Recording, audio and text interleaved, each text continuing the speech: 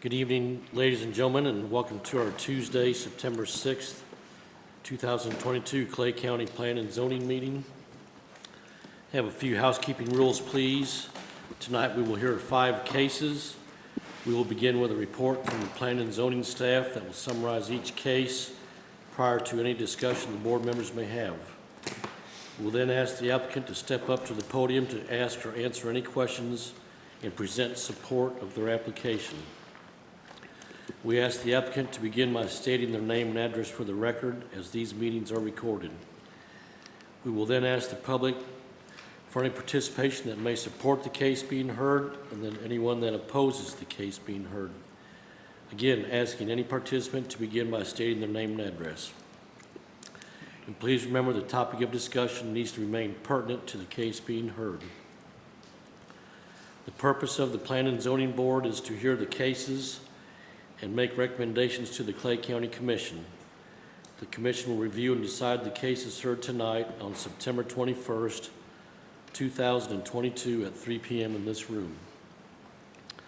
Could we begin tonight with a roll call of attendance? Yes, Chairman. Terry Griffin. Present. David Rodas. Present. Mike Brinkley. Present. Brad Scarlett. Present. Marvin Davis. Present. Chairman Tom Decker. Present. I'd like to call for a motion to approve the minutes of our August 2nd meeting as presented.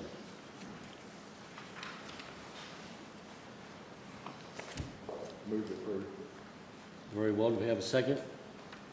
Second. Very well. Could we have a roll call vote?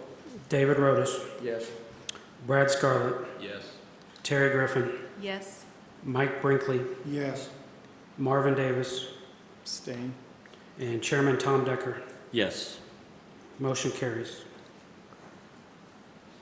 The first case we will hear tonight is case number September 22-149F. And could we have a staff report, please? Yes, Chairman. We'd like to add the staff report as part of the official record. So be it. So this is the final plat for Eastern Estates. The rezoning and preliminary were approved earlier this year. Got the property outlined in yellow. It's approximately 33.75 acres. It's currently lots 8 and 9 of Burton Estates. It was rezoned with the previous case to RU40, and it's located off Northeastern Avenue. Here's a layout of the plat. It's 19 lots. Lots 1 to 18 are anywhere from 0.92 to 1.22 acres. Zoned RU40. Lot 19 is the large acreage, 11.15, with the existing home. You'll remember that this development is to be connected to the Timber Creek Sewer Company plant that is just north in Johnson Ridge. There were some landscape easements that were included with the plat, and there's also some stormwater detention, including the large pond on the large lot, and there's a detention area kind of in the southeast corner, along with a tract as well. Here's a look at the surrounding area, subject property right there, Johnson Ridge to the north, and then the map on the right, it's outlined in yellow, has the aerial image on it. So just to give you an idea of the surrounding area. So this is kind of a unique case because we don't do a lot of these. It has infrastructure. So it's done in 2 steps. The first step was the rezoning and preliminary plat, which was approved previously this year. The final time it comes in front of the board is for the final plat, and the approval criteria for a final plat is the code, the land development code state that it may be approved by the county commission if they determine that the final plat complies with the approved preliminary plat and includes all corrections and conditions imposed by the county commission during the approval of the preliminary plat. So staff believes the final complies with the preliminary. There were not any additional lots added. There were not major differences between the preliminary and final. And like I said, staff believes it meets that criteria. After the final plat is approved by the county commission, this still follows a certain process since it has infrastructure. After the final plat is approved, that's when the developer will be able to install the infrastructure. All the agencies, including the county, will inspect and approve the infrastructure. Once that infrastructure is approved, the developer can record the final plat and sell the lots, and there is a 2-year maintenance period for the infrastructure, at which time a letter of credit will be required in case the county needs to make improvements to that infrastructure before we accept it. And then the last step is for the county to accept and maintain that infrastructure. Staff's recommendation is approval with 16 conditions. I want to point out a couple conditions. We have some changes to the recording copies of the final plat. Most of those are just minor changes.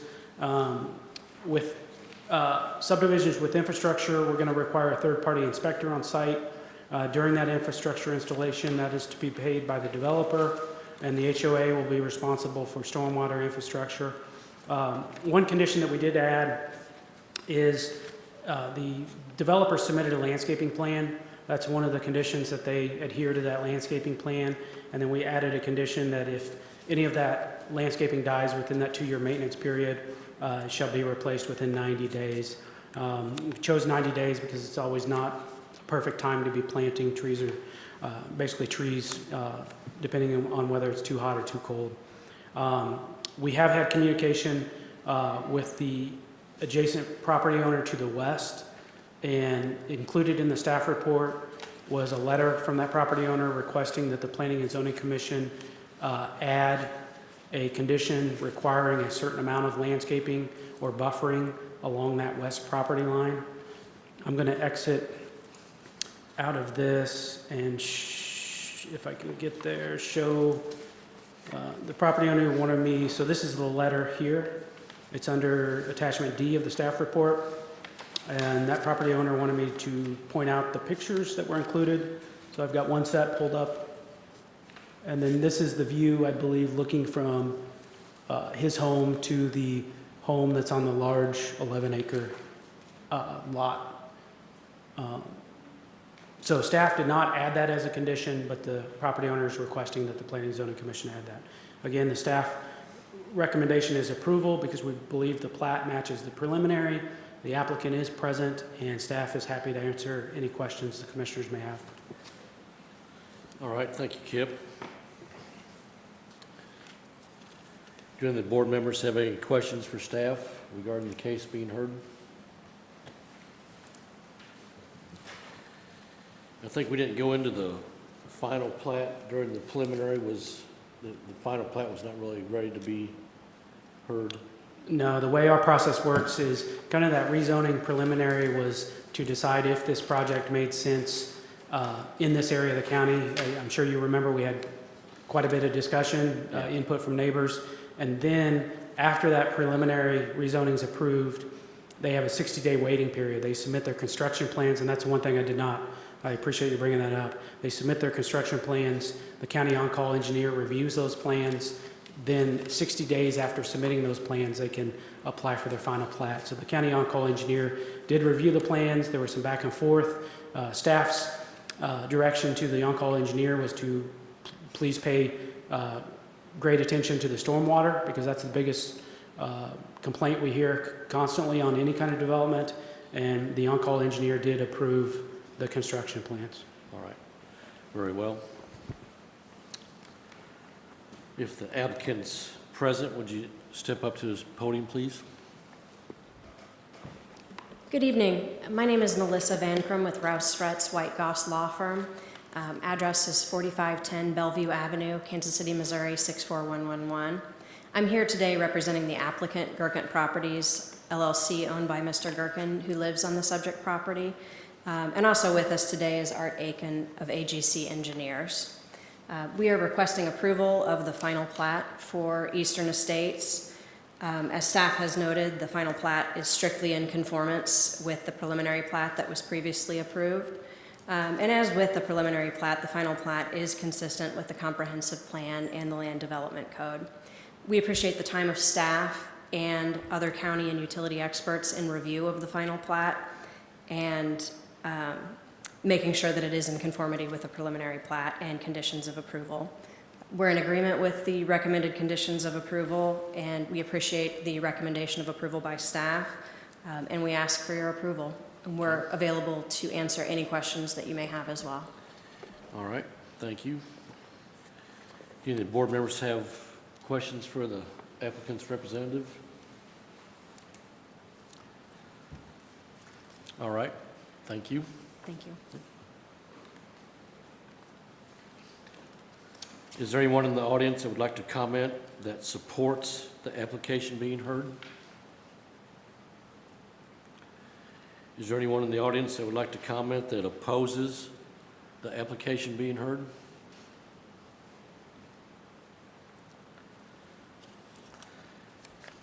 And I would call for a motion for on the final plat for Eastern Estates with the conditions attached as they're set out in Exhibit A. I'll move to approve the application and final plat of Eastern Estates with conditions 1 through 16 on Exhibit A. All right. Do we have a second? Second. Very well. Does the board have any additional discussion? It's in conformance with the preliminary plat and the conditions of the approval of the preliminary. Very well. So we have a motion for approval, and this will be a yes or a no voting on the motion. So we could have a roll call vote. Yes, Chairman. Marvin Davis. Yes. David Rotis. Yes. Terry Griffin. Yes. Mike Brinkley. Yes. Brad Scarlett. Yes. And Chairman Tom Decker. Yes. Motion carries.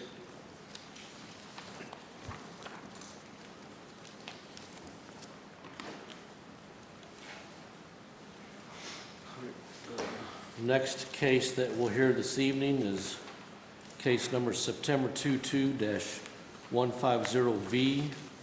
And could we have a staff's report, please? Yes, Chairman. We'd like to add the staff report as part of the official record. So be it. So this is a vacation request for, basically for Eastern Estates.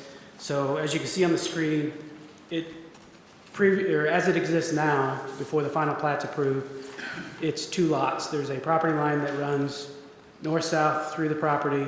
When it was originally platted, our code requires that we put a utility easement along that property line. So we are requesting to vacate that utility easement because new utility easements will be placed along the outside property lines of the new plat when it's recorded. So in essence, we're just, the request is just to request that that easement be removed.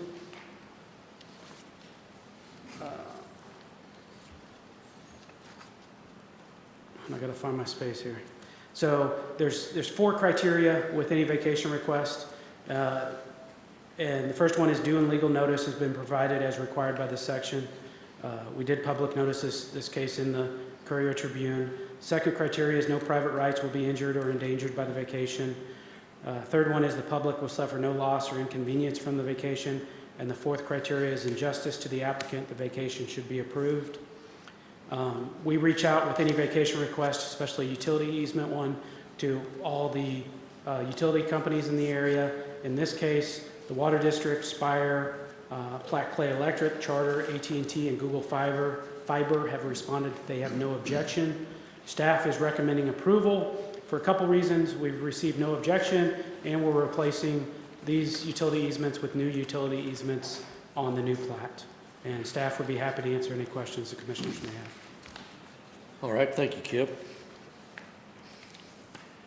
Do any of the board members have questions for staff regarding the utility easement vacation on Burton Estates?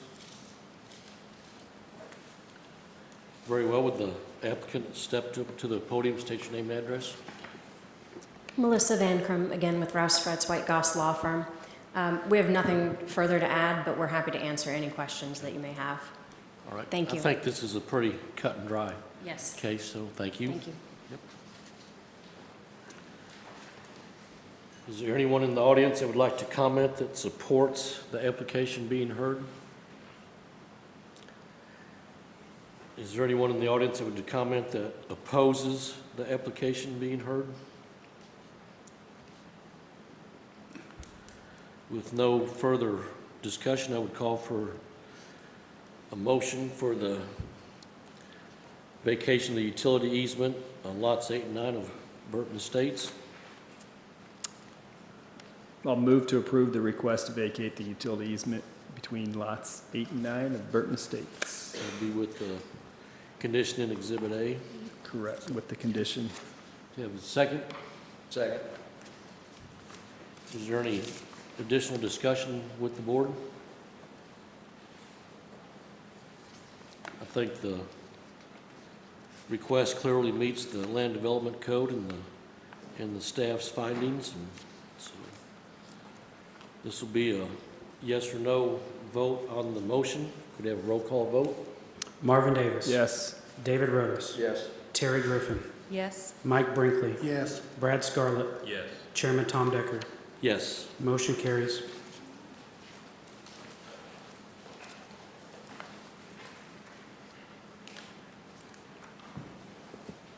The next case we'll hear this evening is September 22-151F. And could we have a staff report, please? Chairman, I'd like to add the staff report to the official record. So be it.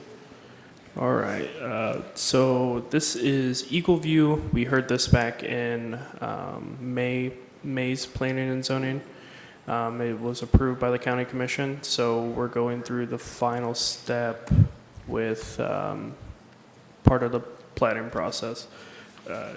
Currently, the property sits about 46 acres, and it is zoned residential ranchette.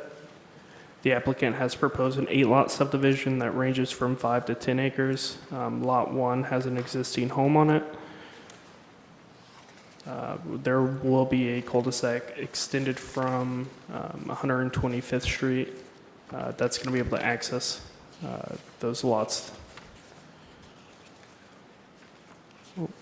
There's also 12 acres that are located within a preservation easement. That's going to meet essentially what our agricultural land preservation does, but for these lots here. These are going to be the surrounding areas.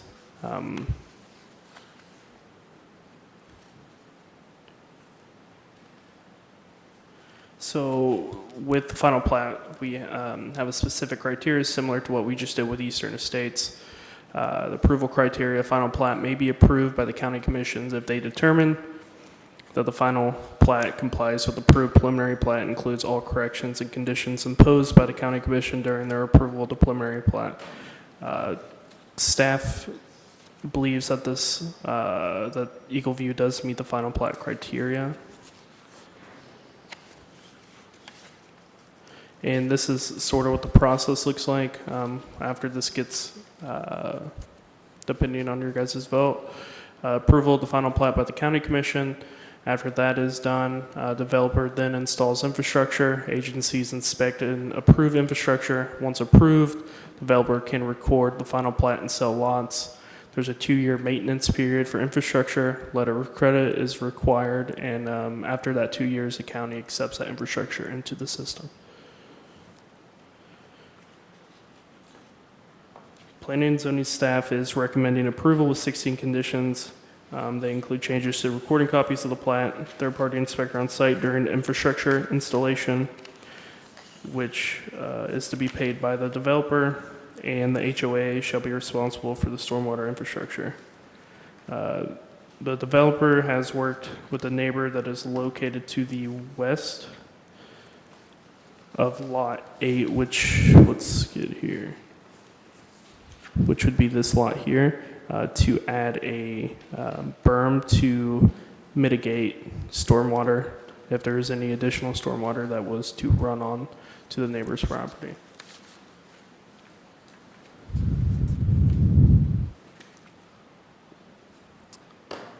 Staff would be happy to answer any other questions commissioners might have, and the applicant is also present. And Chairman, can I add a couple things to this one? Yes, sir. So this one also went to the county on-call engineer. It was approved. One of the big recommendations was from the engineer, because again, we tell them stormwater is one of the biggest things we want them to look at. And the recommendation was to add some easements over, there's some, the berm that Shane talked about, or the swale. Then there's also some berming and swelling in the back that's supposed to mitigate some stormwater. So we're going to place all of those in some preservation topographic easements. So when houses are built, the homeowner can't just go in there and change how that stormwater flows. So that was one of the big changes, but it did get approved by the county on-call engineer as well. All right, thank you. Thank you, Shane. Thank you, Kip. Do any board members have questions for staff regarding the case being heard? Yeah, what's the guidelines on that line, or that letter of credit? How much is that? I mean, how do you determine the amount of that letter of credit? So it's based on the overall amount of infrastructure. So we get an estimate from the engineer of the cost of the infrastructure, and it's a certain percentage of that. I can't, off the top of my head, I can't remember the percentage, but that'll be required right before the county allows that plat to be recorded. And I can look that number up if you give me a minute. That's all right. It's going to be Assuming like they a could- surety bond or Right, either a bond be or a for- letter of credit? 100% of the value of the improvements. Generally, it's a letter of credit that the county can draw on if we need to. Yeah. Just curious. And I was thinking did I see in the Eastern Estates final plat that we approved, it was the first case that the developer was also responsible for snow removal for the first 2 years in the warranty period? So that's always been the case, as far as I understand it. Terry might be able to speak on that a little bit. No, that we consider that part of the developer maintenance for the first 2 years, so the developer is always responsible for snow removal during the 2-year maintenance period. Okay. So is that in the conditions of the final plat, or I thought I saw it on Eastern Estates, but I'm not seeing it on Eagle View. We typically don't specifically call out the snow removal, but we just say they're responsible for that 2-year period. Okay. All right, thank you. If the applicant is present, if you'd like to step up to the podium, please. My name's Alex Elliott. I'm with Atlas Land Consulting, 2300 Hutton Road, Kansas City, Kansas, 66109, representing Steve Warger and also John Finch on this one. We agree with and have met all of the stipulations and design regulations for the county. As you mentioned, the engineer approved all of our design with kind of that final comment about the easements, and we agree with that as well. Obviously, we believe it should be developed as designed. And you reviewed and agree with the staff's report and the conditions they're setting out in this Exhibit A? Yes, sir. All right, very well. Do any of the board members have questions for the applicant? All right, thank you, sir. Is there anyone in the audience that would like to comment that supports the application being heard? Is there anyone in the audience that would like to comment that opposes the application being heard?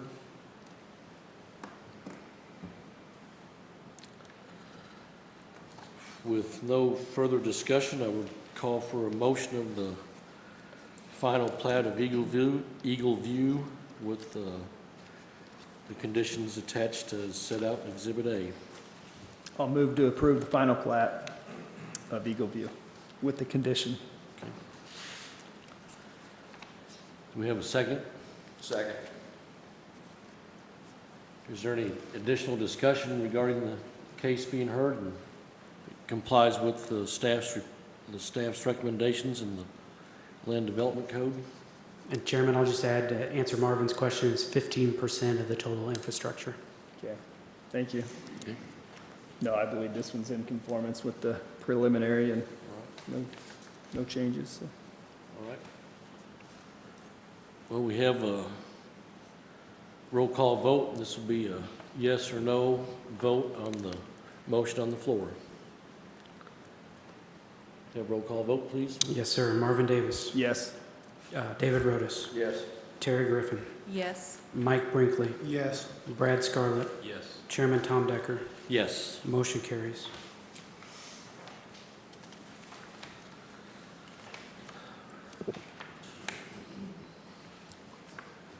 The next case we'll hear this evening is case number September 22-152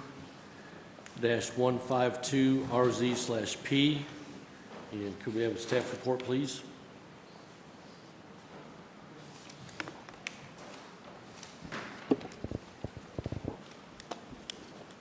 Chairman, I'd like to add the staff report to the official record. So be it. All right, so for our next case, we have Willow Ranch. It's going to be fairly similar to the cases that we just had, but this is going to be the rezoning and preliminary portion of this. So the property is currently roughly 45 acres, unplatted and zone agricultural. There is also a single-family home on the property. The proposed subdivision is 4 lots total, with an existing house on Lot 1. Lots 1, 2, and 4 will be zoned residential ranchette because they are between the 5 and 10 acre lot size. Lot 3 will stay zoned agricultural because it is more than 20 acres. Each of these lots would be accessed off of the proposed cul-de-sac that's going off of 174th. Lots 1, 2, and 4, since they're under that 20-acre minimum, they will have a agricultural land preservation. The proposed subdivision falls under the rural low density tier of the 2008 comprehensive plan. And the residential uses within this tier consists of 1 dwelling unit per 20 acres or a subdivision of land to 5+ acre lots, provided a percentage of the land is preserved, such as an agricultural land preservation. Staff believes that this case is consistent with the comprehensive plan. So here we have some of the surrounding areas. We have 35, the Interstate 35 over here. We have some other neighboring smaller subdivisions. This subdivision over here is about 5 acres each lot. The one just north of it is roughly 3 acres a lot, and then the ones to the east is also a 3 acre lot subdivision.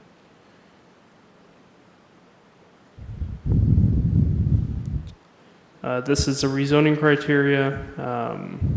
Staff believes that it meets this criteria. The process looks like this. It's approval of the rezoning and preliminary plat by the county commission. Developer submits construction plans.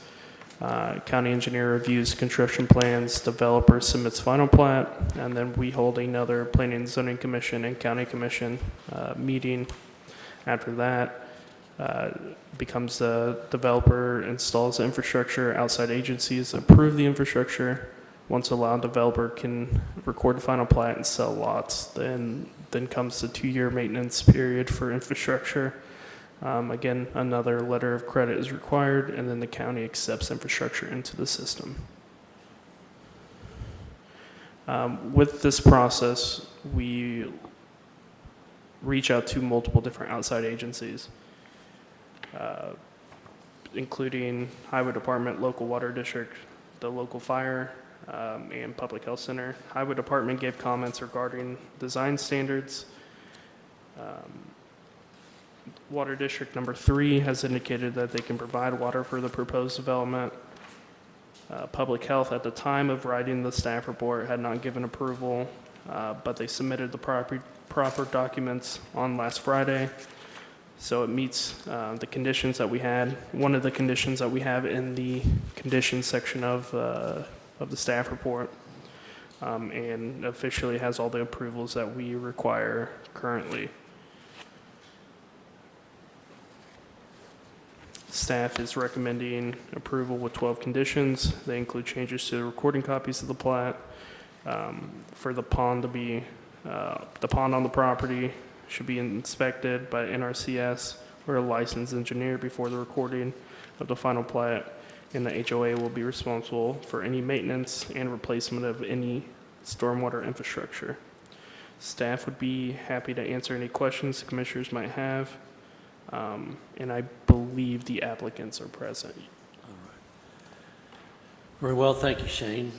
Is this, I think Kip had mentioned that the health department did respond back to P&Z late this afternoon, and there's no reason to table it due to the health department's approval? Correct. Okay, all right. Do any of the board members have questions for staff regarding the case being heard? So is the staff recommendation to approve with conditions? Pardon me? So the staff recommendation is to approve with conditions, is that correct? Yes, that's correct. Thank you. All right. Yeah, and our policy is we try to keep these moving forward if we can. So we just didn't have that document at the time we did the report. Do any board members have any additional questions for staff? If the applicant's present, could you step up to the podium, state your name and address? Name's Robert Young with RLB for Land Survey, 201 Main Street, Parkville, Missouri, 64152. Representing Steve Warger, the engineer, and Carlos Lepe, the owner. We agree with the report and the conditions. I'd be more than happy to answer any questions you have. Do you have any additional information or that you'd like to present that supports your case? Pretty much we're following in suit, I think, with what you're seeing in the surrounding areas. We're just adding a minimal amount of new infrastructure to support 3 new residential, single-family residential houses. I think they've pretty much covered everything else. And you understand and you're in agreement with the staff's report and the conditions they've got in Exhibit A? I am. You are? Yes. All right, very well. Do any board members have questions for the applicant? All right, thank you, sir. Is there anyone in the audience that would like to comment that supports the application being heard? Is there anyone in the audience that would like to comment that opposes the application being heard? Yes, ma'am. Do I come up or can I stay? To the podium and state your name and address, please. Sorry, it's my first time here. Sure. It's Terry McGrath, 17125 Nation Road, Holt, Missouri, 64048. Yep. And we have the 100 acres that butt up to this land that you're talking about. To the south. So the big concern is the flooding that goes on over there. And I don't understand how they can put homes. We put the hay up there for years, and it is like a swamp in areas where they're talking about putting homes. So is this the time to say that? Sure, if you have a concern, you know. Yeah. Kim, you want to, I think we took it through the floodplain. Yes, so staff will look at floodplain. Let me get to my other map. If she has some other comments, you might take those, and then I'll pull up my map and show you that area. Terry, do you have any other comments or concerns? Do we have any other comments or concerns? That's our biggest one. All right. Just because of if they have to reroute some of that water, it's going to come right into our area. Yep. I think Kip's trying to pull up the floodplain map, and we might give him just a minute, please. Okay. Which way does that water flow from that property? It comes, there's like 300 Could, acres. sir, could you state your name and address, please? Brian McGrath, Yes, sir. 17125 Nation Road, Holt, Missouri. Yep. 64. There's like 300 acres drained out there. Well, Dave, he used to farm it, or did, but, and you know, I mean, we had to put a 6-foot tube under our driveway to get entrance. And if it rains, it comes from, you know, a good rain, it will go over that tube from the north. And so that's the only thing, if they change, you know, the water on that deal, how it drains. Kim, it doesn't have anything to do with the floodplain as far as flood. It's runoff water because those are Right. hills there, and that's what it's. Yeah, so I still want to pull up the floodplain, but, you know, generically speaking, we're talking 3 additional houses One's on 20-plus acres. The other two are on lots greater than 5 acres. I'm not an engineer, but all the, every study that I've seen will reflect that that one house on the acreage will not increase that stormwater. Now, the county, you know, we don't have a whole lot of control. When somebody goes in there and builds a house, I can't tell them how to grade their property. Right. Now, if they disturb more than an acre of ground, then they would have to do what's called a land disturbance permit, and they're going to be required to get do a SWIP, a stormwater study, and some additional requirements. But generally, for one house on a lot, that's not going to be required. Now, they're most likely going to have a land disturbance permit for putting that little cul-de-sac in there. But that's, I don't think, the area that you're probably too concerned about. I assume it's farther down in that lot. That's what I'm doing. But let me try to get zoomed in here. I think they're probably more concerned, like, if somebody tried to change the direction of the water. And, Right. you know, not necessarily building a house, but if somebody wanted to put a terrace a certain direction or something like that and run more water their way. Because a lot of that bottom right now is still wet. I mean, Right, that's probably more your. You know, we could consider preservation, topographic easements, you know, kind of like what we did with the Eagle View, if we determine specific areas. That's, you know, this case, as Shane said, if approved, it'll go through that engineer review where staff will, you know, now that you've addressed the concerns to us, we'll pay special attention to that and make sure the engineer's aware.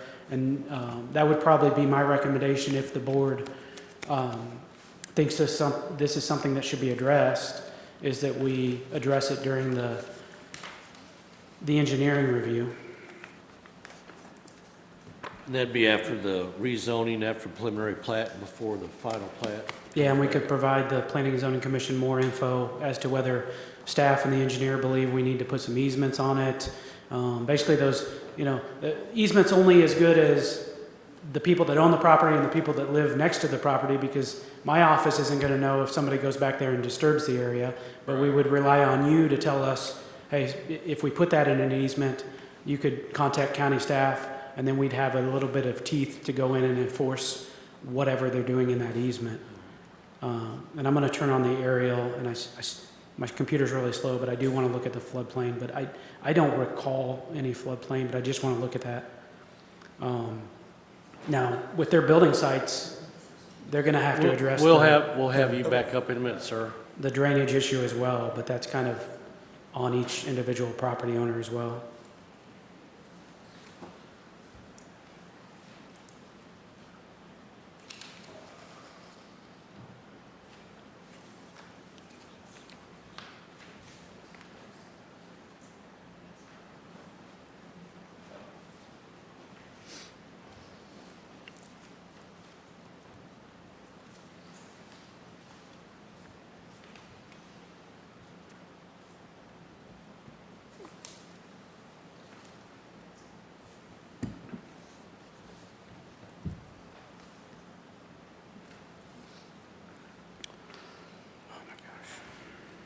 Can I go on, Kip? We'll come back to this.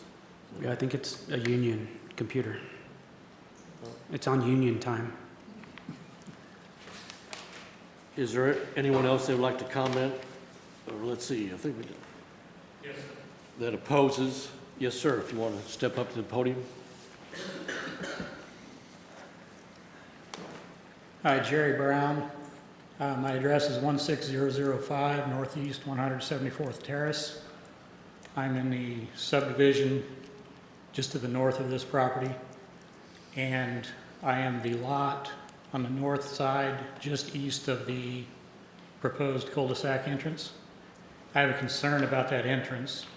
From what I can tell from the drawing, it looks like they're going right up to the edge of my property, widening that entrance a little bit. Right there at the edge of that, my land slopes into their current drive, and I'm afraid it'll cause an erosion problem if they widen that. And at the same time, that roadway and the ditch along that roadway it's a very gradual decline.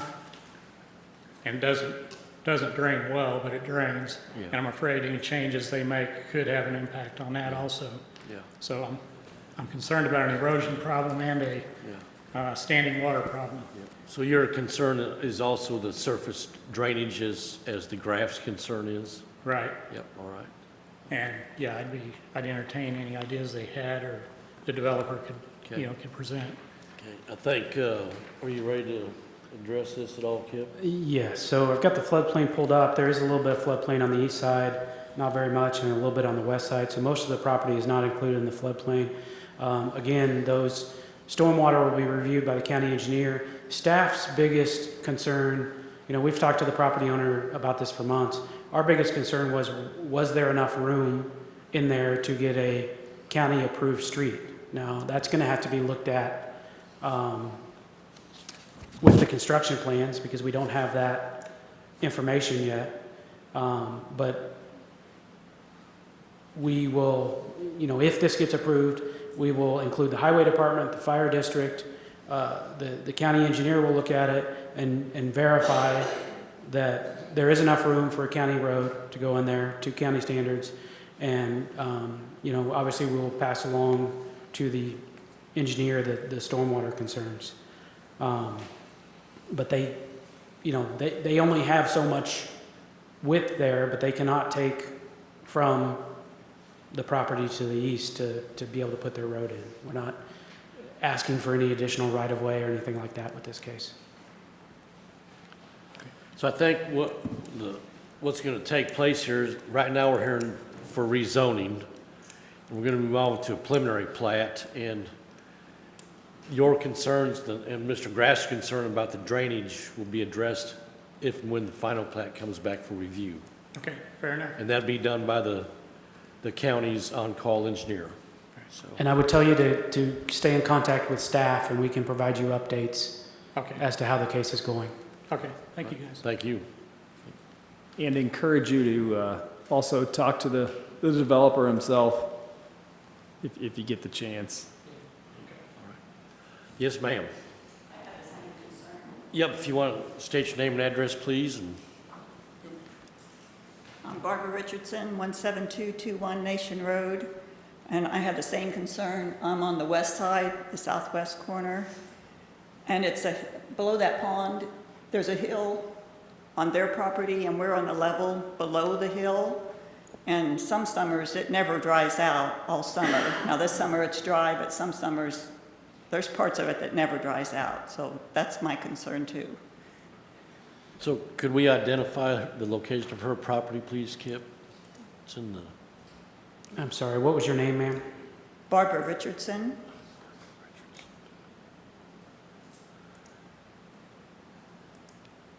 You said your property's in the southwest corner of this? Of that, yeah. I'm Henson Estates, Henson Acres, or whatever it is, Henson. Gosh dang it.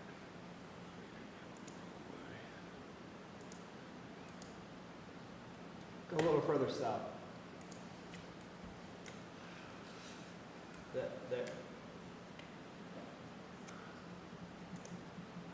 That right there, that's my property. No. Is that in the floodplain, Kip? Yes, sir. Anything in blue is floodplain. And Where then are you saying that doesn't dry out? I'm curious on this map. It would be right where that pointer is, and then coming down, right there. That's our property line. And then we have that whole area where it says Henson Acres, that whole area below where that is labeled Henson Acres. We have 18 acres right there. Yeah. And Chairman, I would say after hearing the comments, I think staff will try to get with the property owner and try to get them to have some discussion with the neighbors and see if we can address some of these concerns before we come back for a final plat. I think that's a good idea. Thank you. All right, you bet, thank you. It's kind of hard for staff and everybody, Yeah. just looking at that picture.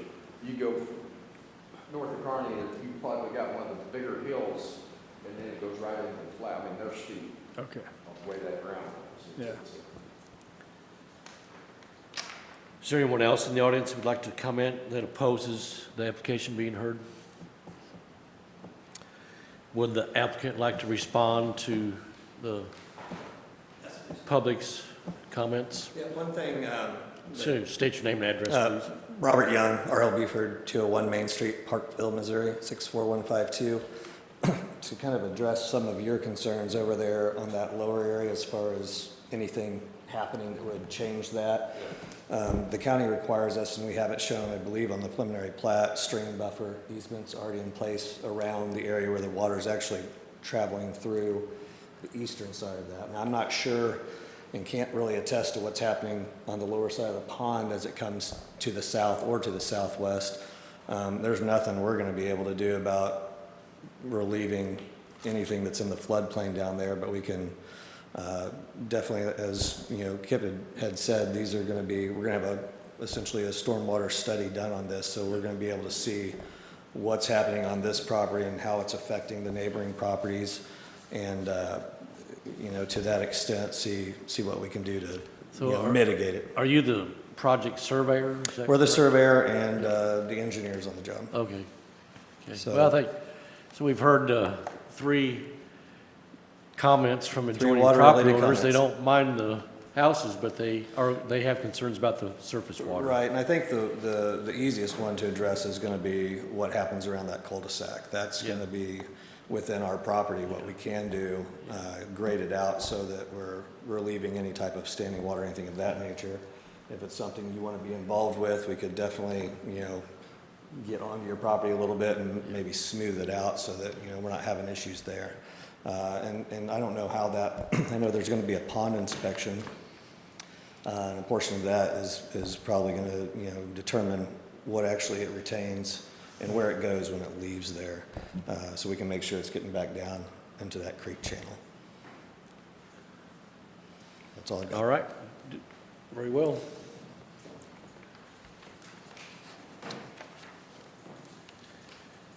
Well, I think we're going after the rezoning for Willow Ranch right now. I would call for a motion for the rezoning of Willow Ranch. Do you have a motion? I'll move to approve rezoning to R5 for lots 1, 2, and 4. Do we have a second? Second. Is there any additional discussion that the board may have or recommendations?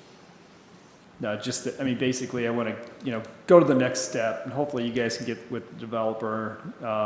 You know, I know he's developed tons of lots, decent, you know, as far as I know, really.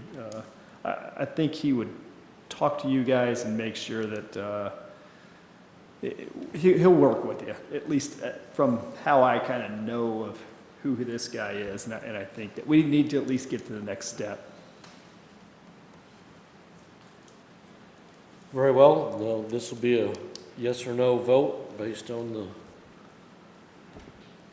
the motion for approval. Okay, a roll call vote. Marvin Davis. Yes. David Rotis. Yes. Terry Griffin. Yes. Mike Brinkley. Yes. Brad Scarlett. Yes. Chairman Tom Decker. Yes. Motion carries. And we can go right into the preliminary plat. Yes, sir. Okay. And I would call for a motion for the preliminary plat of Willow Ranch with I think we have 12 conditions. In Exhibit A would be attached to the motion. I'll move to approve the preliminary plat for Willow Ranch with the conditions 1 through 12 on Exhibit A. Very well. Do we have a second? Second. Is there any additional discussion the board would like to have?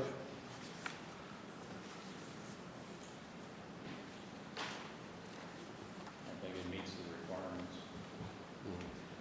Parallels the land development code and the staff's recommendation. So this will be a yes or no vote with the conditions attached on approval of the preliminary plat for Willow Ranch. Can we have a roll call vote? Marvin Davis. Yes. David Rotis. Yes. Terry Griffin. Yes. Mike Brinkley. Yes. Brad Scarlett. Yes. Chairman Tom Decker. Yes. Motion carries.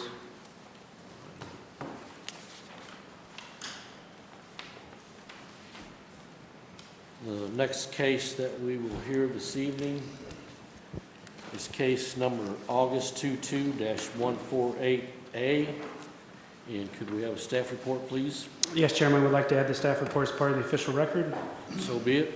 Okay, so this is the Land Development Code Amendment that we started discussing last month. Now, I cannot stress to you enough, this is a draft. Staff's preference is that you not vote on this, that you continue it to next month's meeting. We have done some research on this, but I don't feel like we've done it due diligence yet. So last month, we talked about, the commission talked about possibly increasing setback requirements, requiring an impact study. There was some discussion about, you know, could you limit it to certain zoning districts, those types of things. So what staff did was we started researching some of the surrounding jurisdictions. So Shane made a chart here. We looked up basically the 6 closest jurisdictions that we thought were relevant. Platte County, Jackson County, Clinton County, Smithville, Liberty, Kearney. So Shane did a couple things on this. The first column indicates what their setback requirement is for a commercial cell tower. So there's a couple outliers here. So if you look at the third one, Clinton County, they require 11 times the height and 500 feet from any residential structure. That is a massive setback. Now, I will say that's from any property that's not part or owned by the parent tract. So if a farmer owns several different parcels in the area, they only consider that setback from parcels that's not owned by the person that owns the property that they're proposing the cell tower on. And then you notice Jackson County is only half the height of the tower to property lines. So to me, those are the two outliers. Most of them are 100% of the height of the tower. And then like Kearney talks about 100% of the tower to habitable structures. So the way I interpret that one is you could be closer to the property line as long as you're 100% of the height from a residence. Liberty's 100% of the height of the tower. And Platte County's the height plus 20 feet from buildings. It doesn't talk about distance from property lines. So Shane, our two common types or heights of tower, if you remember from a couple months ago, we had one that was 155 foot and one that was 161 foot. So we took the 161 foot one and figured what that setback would be in each of those jurisdictions. And you can see it ranges drastically from 1,700 feet to 80 feet. So big differences, but the middle ground is kind of the 100% of the height or the 1.5 times the height. And then Shane also figured the minimum lot size if you put the tower right in the middle of the property. That would be the minimum acreage in each of those jurisdictions that you would need to achieve that. And we'll talk about that more here in a minute. And then we also figured it for a 260-foot tower because those are generally the height of the large monopole towers, like the one you see at Prairie Field is a 260-foot tower. So those are the bigger towers. And then we considered the acreage for each of those jurisdictions. So we also received some citizen input, which included they thought we should have an acreage requirement, 20 plus acres, minimum distance to property lines, and I'm just going to throw it out there. One of the suggestions was a 1/4 mile. Now, I think that's unreasonable because the tricky here is to allow the county to grow and develop, but not open up every single parcel to a cell tower. So we have to, in my opinion, we have to find that medium happy space where we can still grow, serve the county, but not have towers everywhere. They also thought, they mentioned access to planning and zoning files. So the only reason I put this in here is I want this on the public record, is those files are public records. So anytime a property owner wants to come review a file, all they need to do is call our office. We prefer they call because sometimes those files are spread across Shane and Mai's desks because we're doing the reports, but those are public files. The citizen input also talked about an impact study. or site-specific appraisals, noise regulations. I'll be honest, I've done several inspections on cell towers. I've not heard a single noise from a cell tower. Now, I've not been there when the generator's running, but my experience with cell towers is there's not a whole lot of sound. And then setbacks for access to the tower from property lines. So you'll remember from one of those previous cases, one of the entrances for the tower was right up against the neighbor's property. Now, one of the things that is a pet peeve of mine is we call driveways roads and roads driveways.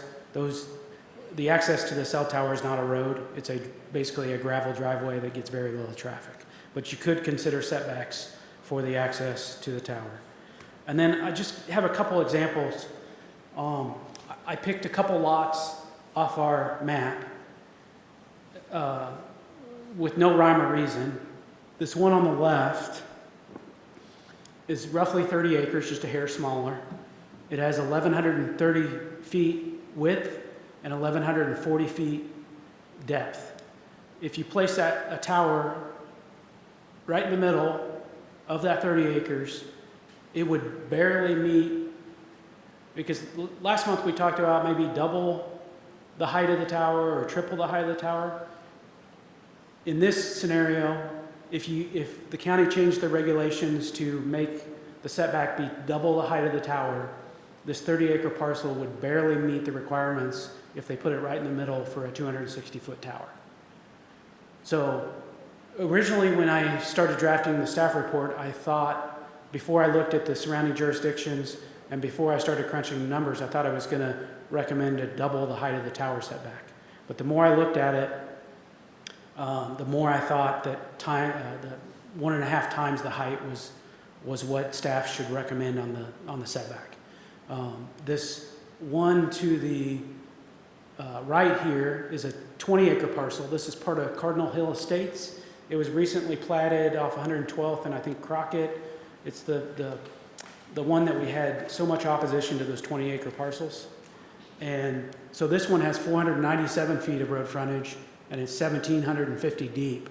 And if we did a 161-foot tower and did double the height, it would just, it actually would, and let me make sure I'm thinking about this right, 240, 480, it would just meet to allow. Oh, if you're doing 1.5 times? If we're doing 2 times of a 160-foot tower. Well, that'd be 320 feet. It And would- you only got 497 feet to work. You need 640 feet. It would be 240, right? 160 times and a half Oh, would be 240, right? I thought you said double the height, so. No. So No, it would fit then. it 160 would, but it foot would barely fit. So this one wouldn't be allowed to have a 260-foot tower at times and a half, but it would allow a 161-foot. So the reason I give you these scenarios is a 20-acre lot's a pretty good-sized lot. And if we did, and you could decide to go double, but if you don't go double, then it's going to rule out some large lots. Now, each lot is unique, but it's where that happy median is. And I'm going to stop showing this, and I want to go to the staff report. And hopefully it pulls up. So the staff report basically has deletions and additions. The deletions are in red and they're struck through, and the additions are in green. So we looked at the state statute because we want to align any revision we do with the state statute. Because if you remember those 2 previous cases, we had to deal with the state statute and the code and see how they didn't conflict. So this first deletion is talking about a bond or letter of credit. We have not required that in the past, so our recommendation is to remove that. That's part of the state statute, said that. It is. So the next one is just a minor change. It talks about the inspection. We always put a condition that the towers have to be inspected every 24 months. And we're just codifying that. We're putting in 24 months, and we're putting in that those reports need to go to planning and zoning rather than just the county. just a little more specific. The next one is landscaping. So the state statute says we can require landscaping as long as it's not too cumbersome, basically. We can't be overly strict, but I thought we should be consistent and talk about how the landscaping should be done. So we added some details about the landscaping, how high, the height of the plantings, and that they are evergreen trees, and that there's at least 2 rows of them. And we also added that the landscaping shall be maintained during the entire duration of the conditional use permit. The next one is about co-location, which I believe contradicts with the state statute, so we removed that, and then we added the requirement for an impact study. Now, I still want to look at this a little more. I don't have all the answers with the impact study. I want to make sure we have teeth with this and that we have the right people submit the impact study, and we have somewhat of an expert, or we have somebody on our on-call engineer firm team that can review this impact study, so it's not just a piece of paper that means nothing. So I want to look at this a little bit more, but I think that could be added and not contradict with the state statute. Then we talk about separation from existing towers. We're removing that because basically the state that contradicts with the state statute. And here's the height and setback. Staff's recommendation at this point is 1.5 times, but again, this is a working document, it's a draft. We may do more research and change that, but that's my initial thought with this staff report.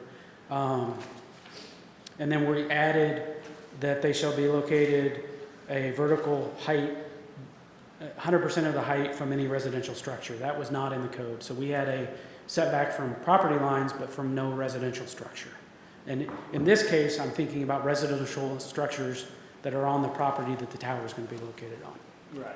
Because it would be farther than 100% of the height from any other residential structure. And I think that is it. Now, I do want to remind you about the state statute, and I hope I have it.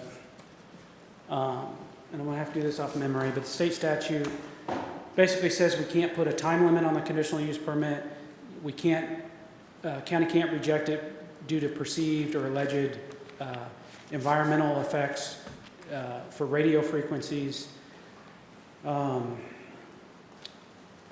There's that 120-day time limit for the county to make a decision on cell towers.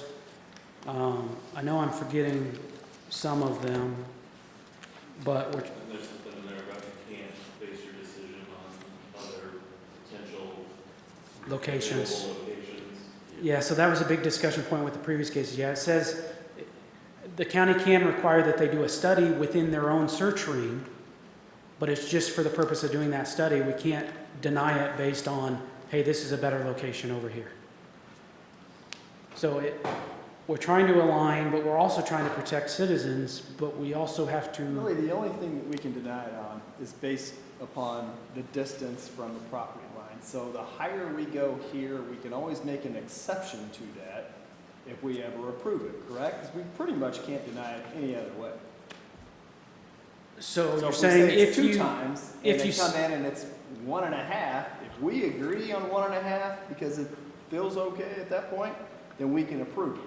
But if it's, 1 3/4, Well, my take on that is they would need a variance. So I'd much rather vote on a variance than have someone come in here and just automatically come to us and say, hey, I'm 1.5 times away. I'm going to put this thing up no matter what the hell you say. Because I can't. Why don't we do it 2 times and be like, you're 1.5 times away. I'm going to decide whether or not you can do it. Well, it wouldn't be this board that would decide it, though. It would be the Board of Zoning Adjustment. But if you make an exception one time, then you pretty much have to make an exception every time. There- So why not just make the rule that's reasonable and that we can all live with and that is appropriate for the towers rather than saying, well, we could do this and then make exceptions. Yeah, and there's specific, the BZA, and I don't want to get into too much detail on BZA, but they have 4 specific criteria that would have to be met. And typically there's something unique about that property that would require the need for the variance. So my preference is would not be to go that way. Now, maybe there's a way it can be written into the LDC that they don't have to do a variance, and I can work with the county councilor on that between this meeting and the next meeting. But my initial thought is the variance route, and staff would not recommend that you do it that way.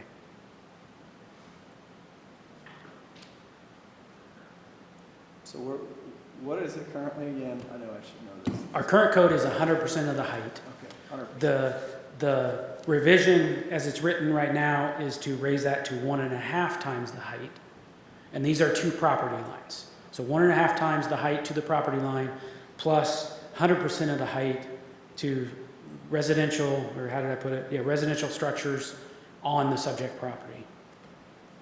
You know, and every case is unique because it could be within 100% of the 160 feet from the property line, and as long as there's nobody just real close on the other side, you know, the other property line may not have anything with this. The one in our area, that guy didn't do very much due diligence, and he had other choices he could have chose that would not have been as intrusive. But that's where the state statute comes in that says you can't deny it for that reason. But he also volunteered to produce documentation that they searched other areas, and he never came back with that. Now, I think I did see in one of the jurisdictions that if I recall right, it did mention something of what Marvin's talking about, that there was some discretion in that setback. I think it was written, it shall be this unless determined differently by the county commission or city council, whoever it was. But I would need to work that through legal to make sure we could do that. And I'd be happy to do that. But we also need to make sure that their codes will pass post-statute. Well, and I think they were all pre-statute because they all talk about co-location and whether it's a correct property to be putting a tower, other locations. So I think we would be updating before most of the jurisdictions that we looked at. So once we're ahead of the curve. Come on, Tony, you can say it. We have our little business on 4 3/4 acres in the city of Lathrop, in the city limits. And Clinton County just approved a 250-foot tall cell tower that sits about 25 feet north of our property line. So, And I guarantee you, that tower, it's not, they see it. so I don't 260-foot tower, they gotta be 2,860 feet from a structure. That, Yeah, so I don't they wrote understand that how they spec approved after that. they approved this tower. And they didn't take this tower through planning and zoning, they had to go through the Board of Adjustment because they were on the 119th day.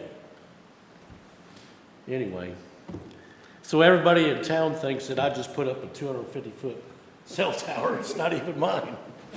Anyway, in my opinion, I think 1.5 times or adding 50% the height is a little bit wimpy, but this is my opinion.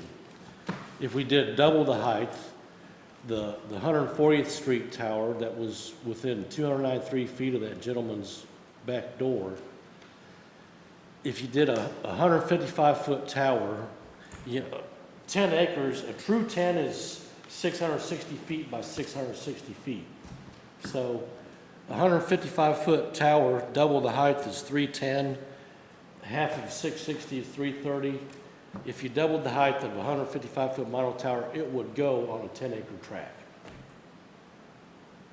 And it would go on a any tract larger than that, provided it's at least 621 feet wide. Yeah, it's typically the width that's going to eliminate some of these properties because if you look at our map, and I don't. But in the 140th Street case, really another 155 feet. We're already, so that gentleman would have gained another 155 feet, which would have been better than nothing, better than 293. At least to be pushing 450. Yeah, and I didn't look at those specific properties. My recollection of the 140th one is if the setback was increased, I don't think he could have met it on that. I don't think that lot was wide enough. Well, And problem solved. And I can pull that up to verify if the board wants to see that. Shane, do you remember, was that 22,400 Northeast 140th? Nothing that long, probably much over 300 foot wide. Yeah, I don't think it was, Because so. those were narrow, long lots. And that's why our recommendation is time and a half, because I think the time and a half is gonna exempt so many lots. It's. Yeah, but time and a half, now you can, Shane just showed you can put it on a 5.36 acre lot. If it's configured, 1.5 Perfect. times 161 feet. Yeah, if it's a square lot. yes. So would that be, have to be 323 feet? No? You're doing too many numbers now. But how many square Two. lots are there in the county? Not a whole lot any longer. Just saying. But there's gonna be an We like exception. them skinny. Like Mr. Rhoda said, each lot's unique, or I think that was Mr. Rhoda. Can you pull up that 140th Street? Yes, I'm trying here. I need to turn off some of my layers.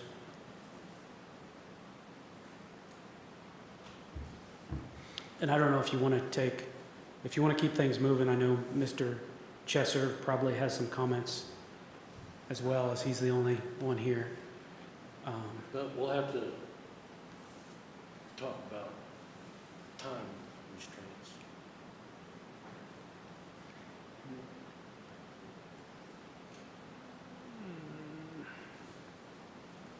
Do we want to hear public comments now?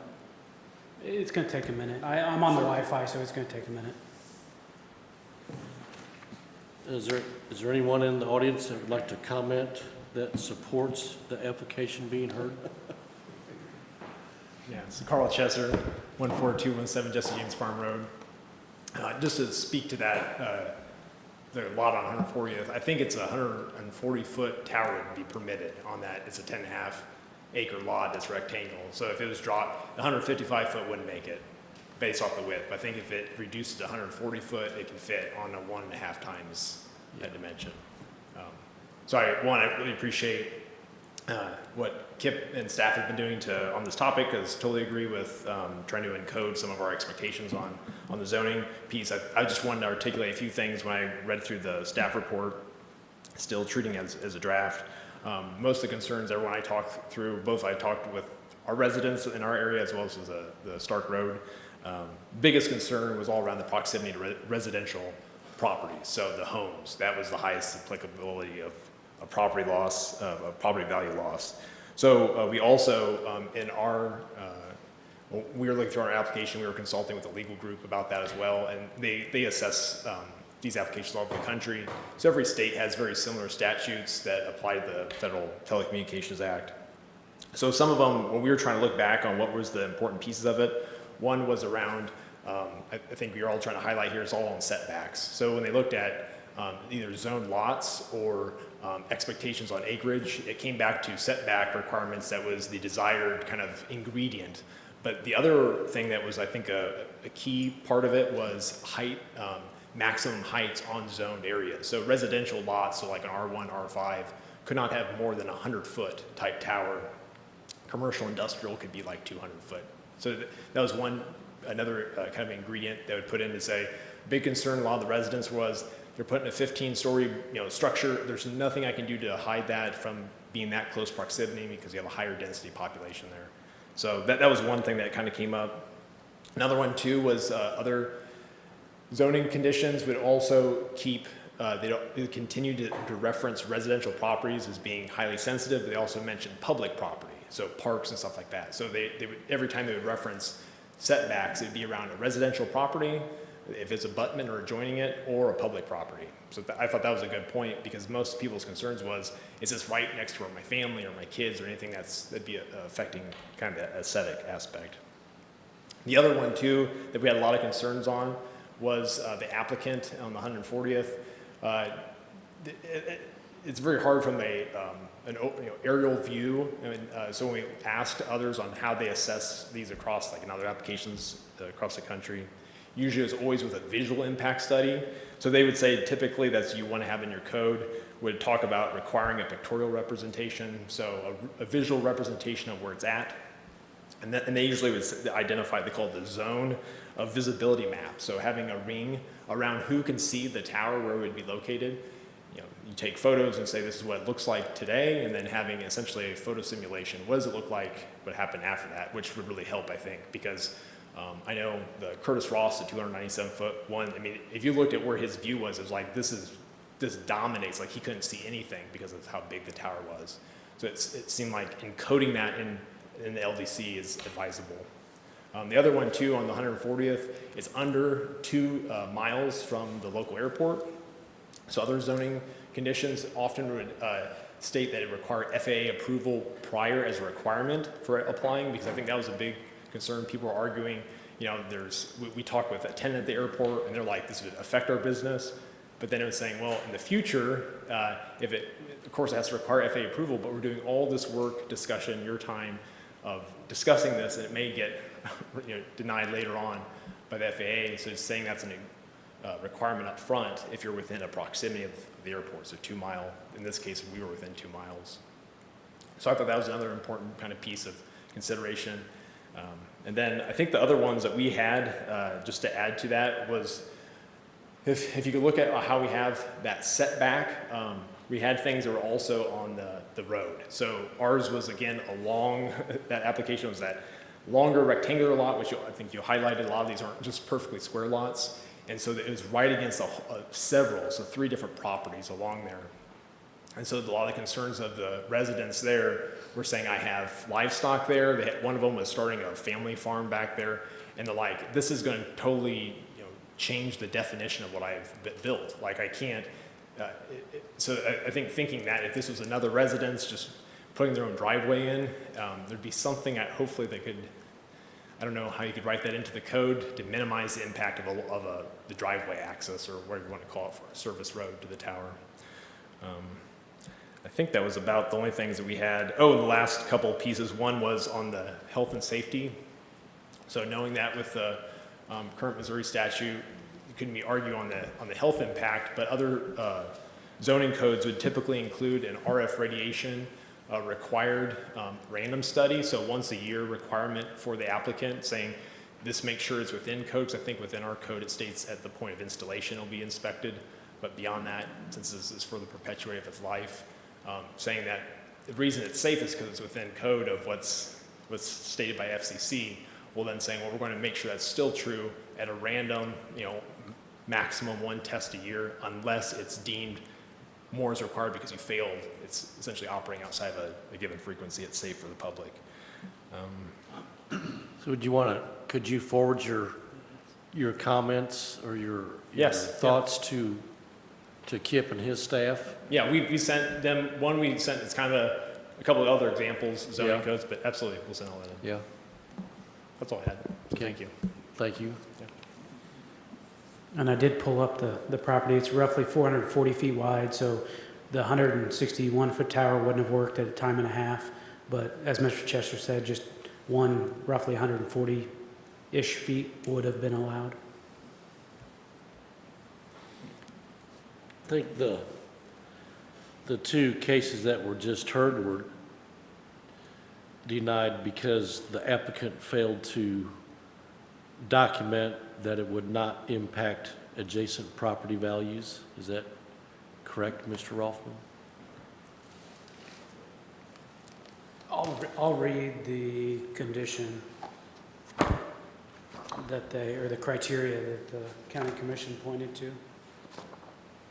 It was identical for each case, I know that. Yes, it was. So it was, The applicant failed to produce sufficient evidence that it would not impact adjacent property values. yeah, the proposed use will not cause substantial injury to the value of other property in the vicinity. Could you repeat that?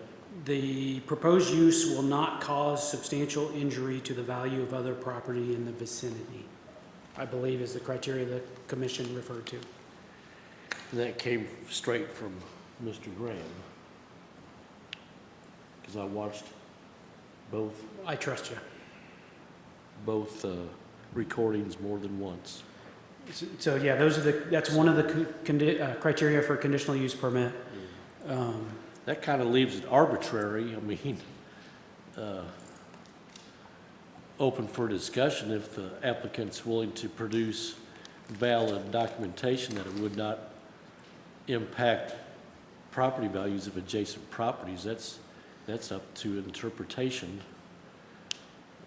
Well, it's up to them to provide the evidence to prove up that particular criteria. Correct. And if they don't bring in an expert on property values for that specific area, But then who's they the- may not meet the criteria. But who's to say they could ever satisfy county council, or they could ever satisfy Clay County Commission? Well, they're not here to satisfy council, they're here to satisfy the commission. And if they don't believe that they met the criteria, then they vote no, and then they can go across the street to the court and file something and say they're wrong, and we did provide enough evidence, and then the judge will have to decide it. And that's one of the reasons I want to look at that impact study, because I think we've got to get that. If the commission, and I'm probably going to ask a couple questions, if the commission thinks that impact study should be required, then staff will look at how we firm that language up so it has some teeth to it. Second, Mr. Chester talked about it, I talked about it. Does the commission have a willingness to have a setback requirement on the driveway? That's up to you. We didn't include that because that wasn't a big priority for me, because cell towers don't have a whole lot of traffic, but we could do that. And then I'd like some guidance on what everybody's thinking on the setback. Kip, if it helps any, traditionally or typically on a driveway, just a driveway permit, the highway department requires a 10-foot setback from the property line to the nearest edge of the driveway. Okay, that's good info. I didn't realize that. I don't think it's written anywhere, but that's. Oh, a driveway would have to be 10 feet from an adjacent property line. Typically, yes. I've been telling people wrong for 8 years. Well, I wouldn't say we never make an exception, but that's the goal. I think the cell tower case up off of Stark Road, they came in today and wanted to do a 140-foot tower, and it was 1.5 times. I'd still vote no. It's 210, yeah. It's too close in that area, in my opinion. So, That's just, because, I mean, because you think it's too close to the houses to the west, correct? correct. So could we require a setback requirement to the property line, and then you do a larger setback, you do a 1.5 times to the property line, and then they have to meet a secondary setback to any residential structure? Yeah, I would agree. Right. I think it needs to be something like that, in my opinion. I mean, that's just me, though, but So the way we have it, that's not the right one. So we could, 1.5 and 3 or something. right. Yeah, that's a good Yeah. idea. I'm good with that. It could be 0 for the applicant's personal residence. well, it could be, but I still don't want to fall on anybody's house.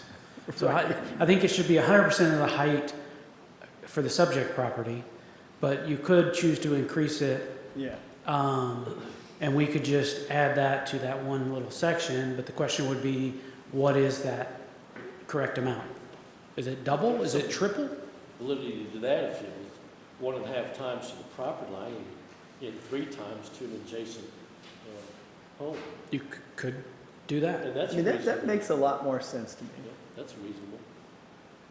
Because on 140th Street, that would have been 465 feet. And I don't think we're, you mentioned, we don't want to slow down development in the county. And I don't think this, having less cell towers is going to slow down development in the county at all. Well, I just don't know what's the technology in 10 years and what are we doing in 10 years? I don't know the answer to that. Right. May not be cell towers. Right. Could have floating drones that are going to be cell towers probably, hopefully, out So, of sight. But now we have prairie fields being built out. And what's that, a 250-foot tower on the south edge of it? Yeah, but that was already on there. so Yeah, There's a but big difference. My point is if someone came in today, if AT&T wanted Right. to build a 250-foot tower there today, man, we'd have to go to a football stadium to have them. And I'll be honest, I dropped the ball on what you're talking about. So if it's the will of the commission, I think we'll look at increasing the setback to residential structures. I haven't heard a whole lot about the driveway stuff, but we'll consider having an exception for if you're developing land next to an existing cell tower and you're creating those lots and selling those lots, that the setback be, maybe it just is 100% of the height. Maybe we go back to the current code for that situation, so it's not falling on somebody else's property, but those folks are buying those houses knowing that cell tower's there. Right, exactly. So Big maybe we difference. consider something there. And is there anything I'm missing that the board would like addressed?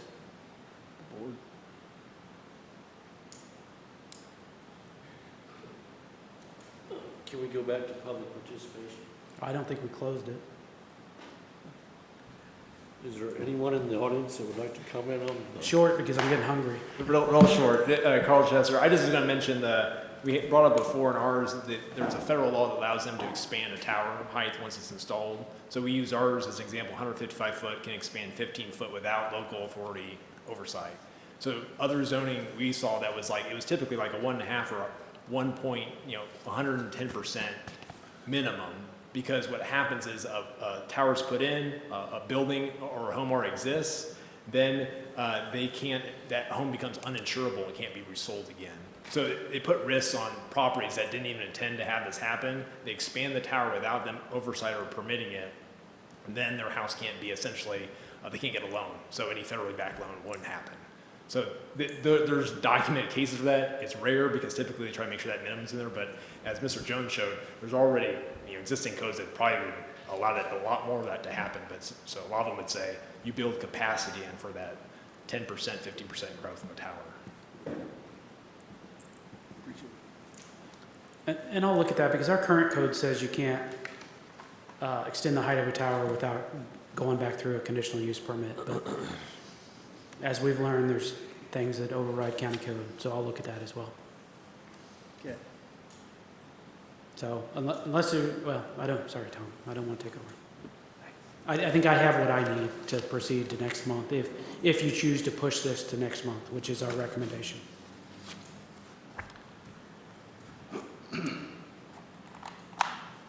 You need a motion to that effect? Yes. Table this till the next meeting? Yeah, to continue to the next meeting. I would call for a motion to table the case being currently discussed is the LDC regulating telecommunication facilities, to table that discussion to our next regular meeting. Could I have a motion, please? I'll move to approve, or to table, excuse me. Do we have a second? Second. Is there any additional discussion from the board? Appreciate the public comment, by the way. So, okay, could I have this would be a yes or no vote based on the motion on the floor? Okay, roll call vote. Marvin Davis. Yes. David Rotis. Yes. Terry Griffin. Yes. Mike Brinkley. Yes. Brad Scarlett. Yes. Chairman Tom Decker. Yes. Motion carries.